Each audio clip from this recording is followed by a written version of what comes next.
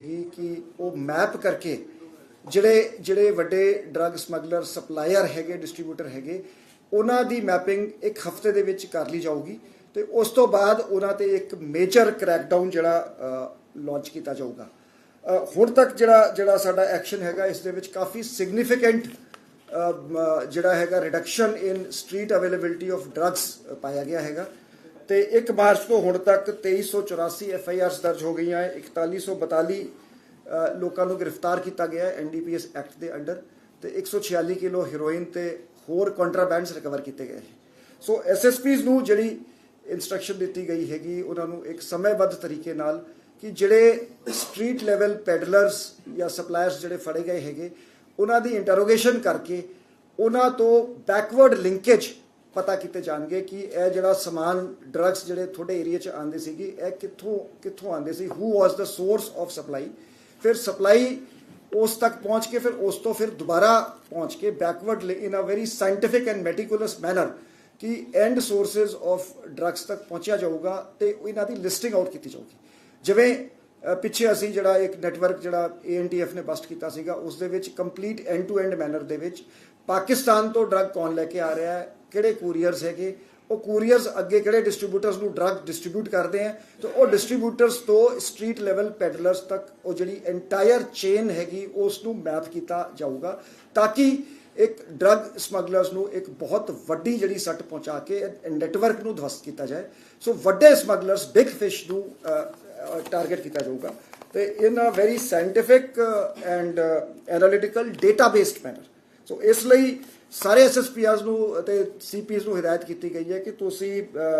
District wise supplier list ਬਣਾਓ ਕਿ ਤੁਹਾਡੇ ਜ਼ਿਲ੍ਹੇ ਦੇ ਵਿੱਚ ਜਿਹੜੀ ਡਰੱਗ ਕਿਸ ਟਾਈਪ ਦਾ ਡਰੱਗ ਹੈਗਾ, ਕਿੱਥੋਂ ਸਪਲਾਈ ਹੋ ਰਿਹਾ ਹੈਗਾ ਤੇ ਕਿਹੜੇ ਬੰਦੇ ਹੈਗੇ, ਉਹਨਾਂ ਨੂੰ ਆਈਡੈਂਟੀਫਾਈ ਕਰਕੇ ਉਹਨਾਂ ਦੇ ਖਿਲਾਫ ਇਫੈਕਟਿਵ ਲੀਗਲ ਐਕਸ਼ਨ ਲਿਆ ਜਾਵੇ। ਇਸ ਦੇ ਵਿੱਚ ਇੰਟਰੋਗੇਸ਼ਨ ਰਿਪੋਰਟਸ ਜਿਹੜੀਆਂ ਹੈਗੀ ਉਸ ਨੂੰ ਐਗਜ਼ਾਮਿਨ ਕੀਤਾ ਜਾਊਗਾ। ਪਬਲਿਕ ਕੰਪਲੇਂਟਸ ਜਿਹੜੀ ਲੋਕਾਂ ਤੋਂ ਇਨਪੁਟਸ ਆਉਂਦੀਆਂ ਹੈ ਅਤੇ ਜਿਹੜੀ ਸੇਫ ਪੰਜਾਬ ਇਨਫੈਕਟ ਇਹ ਨੋਟਿਸ 'ਚ ਆਇਆ ਕਿ ਸੇਫ ਪੰਜਾਬ ਡਰੱਗ ਹੈਲਪਲਾਈਨ ਤੇ ਡਰੱਗ ਟਿਪਸ ਕਾਫੀ ਵੱਧ ਗਈ ਹੈ। ਸੋ ਉਹਨਾਂ ਨੂੰ ਵੈਰੀਫਾਈ ਕਰਕੇ ਉਸ ਨੂੰ ਵੀ ਡੇਟਾਬੇਸ ਵਿੱਚ ਸ਼ਾਮਿਲ ਕੀਤਾ ਜਾਊਗਾ ਤੇ ਜਿਹੜੀ ਇੰਟੈਲੀਜੈਂਸ ਰਿਪੋਰਟਸ ਵੀ ਇਸ ਤੇ SSPs ਨੂੰ ਪ੍ਰੋਵਾਈਡ ਕੀਤੀ ਜਾਣਗੀ ਕਿ ਉਹਨਾਂ ਦੇ ਏਰੀਆ 'ਚ ਕਿਹੜੇ ਲੋਕ ਡਰੱਗ ਵੇਚ ਰਹੇ ਹੈਗੇ। ਸੋ ਇਸ ਤੋਂ ਬਾਅਦ ਇੱਕ ਕੰਪਰੀਹੈਂਸਿਵ ਡੇਟਾਬੇਸ ਸਾਇੰਟਿਫਿਕ ਤਰੀਕੇ ਨਾਲ crackdown on major smugglers is being planned. Punjab सरकार का जो ये युद्ध नशा विरुद्ध अभियान के अंतर्गत एक स्ट्रेटजाइज करके पंजाब पुलिस की तरफ से बड़े ड्रग स्मगलर्स को टारगेट करके एक मेजर कैंपेन उनके अगेंस्ट लॉन्च किया जा रहा है और सभी SSPs और कमिश्नर्स ऑफ पुलिस को हिदायत करी गई है कि ये मैपिंग जो है डिस्ट्रिक्ट वाइज मैपिंग अगले 7 दिनों में वो कंप्लीट कर लेंगे और कंप्लीट करके कॉम्प्रीहेंसिव लिस्ट जो उनके एरिया में जो ड्रग सप्लाई करते हैं वो तैयार करी जा रही हैं, ये सूचियाँ तैयार करी जा रही हैं जिसमें इंटरोगेशन ऑफ अरेस्टेड पेडलर्स एक बहुत इम्पॉर्टेंट सूत्र होगा। जैसे अभी तक इस अभियान में हमें बहुत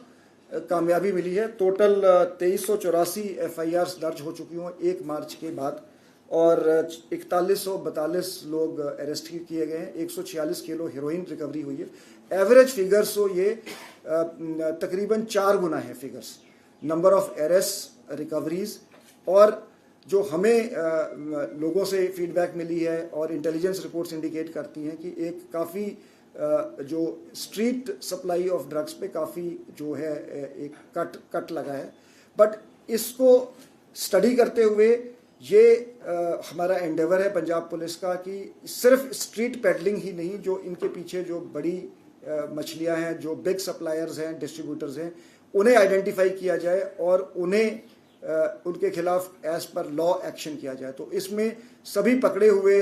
जो ड्रग पेडलर्स की इंटरोगेशन सिस्टमेटिक तरीके से करके बैकवर्ड लिंकेजेस पता किए जाएंगे। इंटेलिजेंस रिपोर्ट से भी इंफॉर्मेशन जनरेट करी जाएगी और जो हम सेफ पंजाब ड्रग हेल्पलाइन है उसमें जो टिप्स आती हैं उन पे भी बहुत एक फोकस है। ये पिछले दिनों देखा गया कि ये इन्फॉर्मेशन काफ़ी बढ़ गई है तो पब्लिक का हमें सहयोग मिल रहा है। तो इन सब को एक इंटीग्रेटेड तरीके से कॉम्प्रीहेंसिव डेटाबेस बनाया जाएगा। डेटाबेस्ड साइंटिफिक तरीके से ये SSPs जो इस वक्त ड्रग सप्लायर्स हमारे कौन से हैं, जैसे हाल ही में एक ANTF ने जैसे ड्रग नेटवर्क बस्ट किया था, तो जिसमें पाकिस्तान बेस्ड स्मगलर्स, कौन से कुरियर्स थे जिन्होंने उसे ड्रग को वहाँ से कलेक्ट किया, किन डिस्ट्रीब्यूटर्स को उन्होंने आगे डिस्ट्रीब्यूट किया, फिर स्ट्रीट लेवल पेडलिंग पे गया, और ये पैसा कैसे वापस पाकिस्तान गया, हवाला नेटवर्क, इसको एंड टू एंड मैनर में इन्होंने ये एक बस्ट किया। तो इसी तरीके से एंड टू एंड मैनर में ये ड्रग नेटवर्क्स को बस्ट किया जाए।